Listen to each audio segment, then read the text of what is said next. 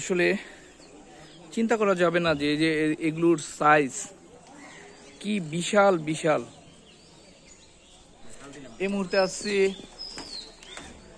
মুন্সিগঞ্জের যে শস্য ভাণ্ডার আরএল বিলে, যেখানে ইতিমধ্যে দেখতে পাচ্ছেন মিষ্টি কুমড়া, বিশাল বিশাল দৈত্যাকৃতি মিষ্টি কুমড়া পাকতে শুরু করেছে এবং এগুলোকে ট্রলারে করে নিয়ে যাওয়া হবে বিভিন্ন জায়গায়। আরএল বিলের মিষ্টি কুমড়া হচ্ছে পুরো বাংলাদেশের মধ্যে বিখ্যাত। এত বৃহৎ এত বড় ধরনের মিষ্টি কুমড়া কোথাও হতে দেখা যায় না। সেই মিষ্টি কুমড়া জায়গা থেকে সবাইকে স্বাগতম। সম্পূর্ণ ভিডিওটি দেখুন, সঙ্গে থাকুন। এগুলো আসলে কোনো হ্যালোউইনের কোনো মুভির মিষ্টি কুমড়া নয়, পামকিন নয়। এই বিশাল বিশাল দৈত্যাকৃতি, চিন্তা করতে পারবেন এক একটা কত মন হতে পারে। যেটা আমরা তথ্য থেকে পেয়েছি যে এখানে 3 মণ 3.5 মণ ওজনের একটি কুমড়াও আছে। দেখতেই পাচ্ছেন আসলে কি বিশাল বিশাল মিষ্টি কুমড়া। আর এই মিষ্টি কুমড়াগুলো হচ্ছে বাংলাদেশের ওয়ান অ্যান্ড অনলি একটি জায়গায় হয়ে থাকে, সেটা হচ্ছে মুন্সিগঞ্জের আরএল বিলে। প্রতিটা কুমড় কতটুকু ওজন হবে আপনি চিন্তা করতে পারবেন। একজন মানুষের পক্ষে একটিকে বহন করে নিয়ে যাওয়া সম্ভব নয়। এই মিষ্টি কুমড়াগুলো মুন্সিগঞ্জের শ্রীনগরের যে আরএল বিল, সেই আরএল বিলের মধ্যেই শুধুমাত্র হয়ে থাকে।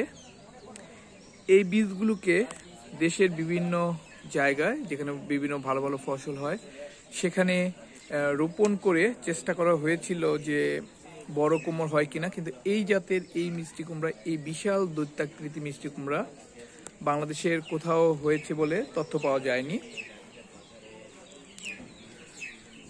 আমরা এখন আছি মুন্সিগঞ্জের আরএল বিল, যেখানে বিভিন্ন কারণে এই জায়গাটি খুবই পপুলার, বিখ্যাত ফসলের জন্য। তার মধ্যে একটি অন্যতম হচ্ছে এই দৈত্যাকৃতি মিষ্টি কুমড়া বা পামকিন।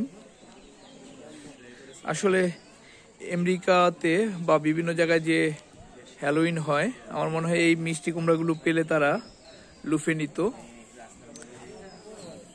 বিভিন্ন আকৃতি, কোনোটা লম্বা কোনোটা গোল, বিভিন্ন আকার আকৃতির মিষ্টি কুমড়া দেখা যায় এই আরএল বিলে। আপনাদেরকে এর আগে ছোট মিষ্টি কুমড়োগুলো দেখিয়েছিলাম যখন মাত্র ছোট ছিল। এখন সেগুলোকে পেকে গেছে এবং সেগুলোকে তুলে নেওয়া হচ্ছে।